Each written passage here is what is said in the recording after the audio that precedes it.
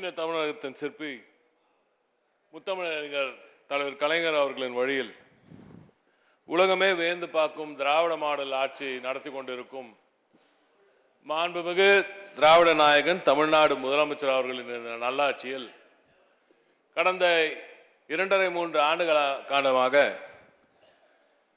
வீழ்ந்து கிடந்த தமிழகத்தை மீண்டும் தலைநிமிரச் செய்து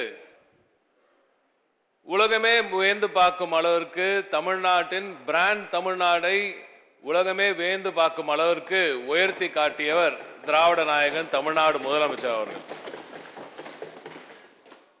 கடந்த 10 ஆண்டு காலமாக தமிழகத்தின் பெயர் உலகளவில் எப்படி இருந்தது சென்ற ஆட்சியில் என்பது உலகம் நன்றாக. கோவிட் காலம், மோசமான பொருளாதார சூழல், இவை அனைத்தையும் தாண்டி தமிழகத்தை அணுவணுவாக பார்த்து தமிழக மக்களின் தேவைகளை அறிந்து பொருளாதாரத்தை எப்படி மீட்டெடுக்க வேண்டும் என்பதை முழுமையாக புரிந்து கொண்டு பல்வேறு புதிய திட்டங்களை வகுத்து ஆரம்ப காலம் முதலே ஆட்சி அமைந்த காலம் முதல் மாதத்திலேயே என்று கூறலாம், முதலீட்டாளர்களை மீண்டும் எப்படி தமிழகத்தை நோக்கி படையெடுக்க செய்வது, தமிழகத்தின் பெயரை உலக முதலீட்டாளர்கள் மத்தியில் எப்படி உயர்த்துவது என்று ஆழ்ந்து சிந்தித்து இவர்கள் கூறுவதைப் போல உண்மையாகவே உறங்காமல் இன்று வரை தமிழக மக்களின் நலனை மட்டுமே முழுமையாக சிந்தித்து செயல்படும் ஒரு மகத்தான முதல்வராக, இந்தியாவின் நம்பர் 1 முதல்வராக திகழ்வதனால் மாண்புமிகு தமிழ்நாடு முதலமைச்சர் அவர்கள் முதலில் சிங்கிள் விண்டோ சிஸ்டம் என்பதை சீர் செய்தார்.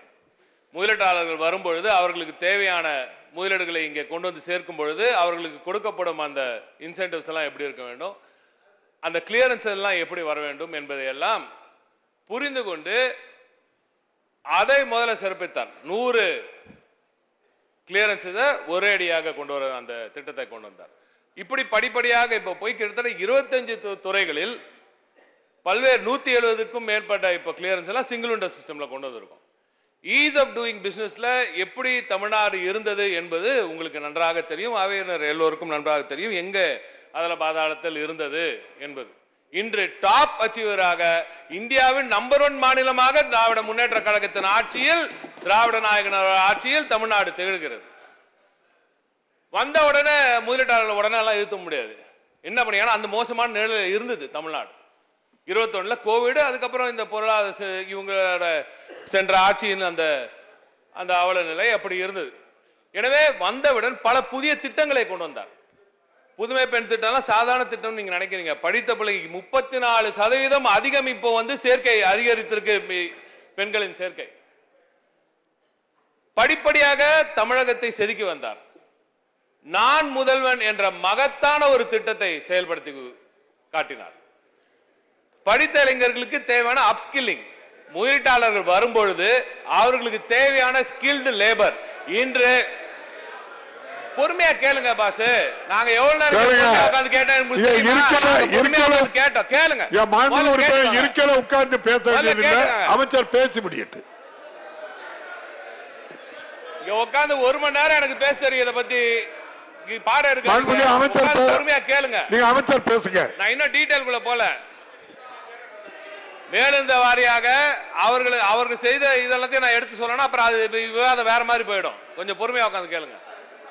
மாண்புமிகு தமிழ்நாடு முதலமைச்சர் அவர்கள் ஒவ்வொரு துறையை எடுத்து ஒவ்வொரு பகுதியும் தமிழகத்துக்கு பரவலாக்கப்பட்ட வளர்ச்சி, அனைத்து விதத்திலும் அனைத்து துறைகளிலும் அனைத்து செக்டர்ஸ்லயும் வளர்ச்சி தேவை என்ற விதத்தில் இந்த வளர்ச்சியை கொண்டு வந்து சேர்த்தார். அப்படி ஒரு படிப்படியாக செதுக்கி எடுத்து இன்று உலக முதலீட்டாளர் மாநாடு, அதுக்கு மட்டும் வந்துட்டுமா, உலக முதலீட்டாளர் மாநாட்டில் உலகமே வியந்து பார்க்கும் அளவிற்கு 6,64,000 கோடி முதலீடை ஈர்த்து 26,90,000 நபர்களுக்கு வேலை வாய்ப்பை கொண்டு வந்து சேர்க்கும் அளவிற்கு 631 புரிந்துணர்வு ஒப்பந்தங்களை ஈட்டும் ஒரு மகத்தான உலகமே வியந்து பார்க்கும் ஒரு முதலீட்டாளர் மாநாட்டை நடத்தி முடித்திருக்கிறார் மாண்புமிகு முதலமைச்சர் அவர்கள்.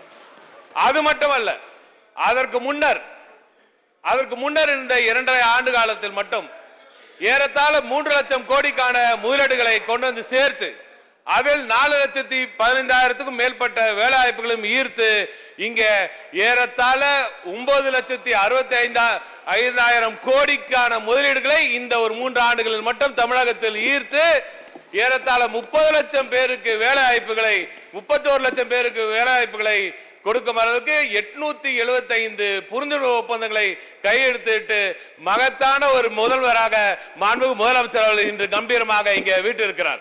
எனவே இந்த முதலீடுகள் படிப்படியாக இன்னும் இந்த முதலீட்டாளர் மாநாடு முதல் கட்டம் மட்டும்தான். இது ஒரு ஆரம்ப புள்ளி மட்டும்தான். அதை முதல்ல முடிஞ்சுக்காங்க. இந்த முதலீட்டாளர் மாநாடு முடிஞ்ச பிறகு இனிமே எந்த ஒரு வேலைவாய்ப்பு எந்த ஒரு ஒப்பந்தங்களும் போடப்படாது, எந்த ஒரு இன்வெஸ்ட்மெண்ட்டும் வராதுன்றதெல்லாம் இல்லை. இது ஒரு ஆரம்பம் மட்டும்தான். இது இந்த முதலீட்டாளர் மாநாட்டின் மூலம் நடைபெற்ற பல்வேறு MOUs வழியாக வரப்போகும் அந்த முதலீடுகளும் சரி, இனி இதன் மூலம் இங்கே ஏற்பட்ட பல்வேறு முக்கிய முதலீட்டாளர்கள் மாண்புமிகு முதலமைச்சர் அவர்கள் சந்தித்திருக்கிறார். அவர்கள் மூலமாகவும் பல்வேறு முதலீடுகள் இங்கே வந்து குவியும்.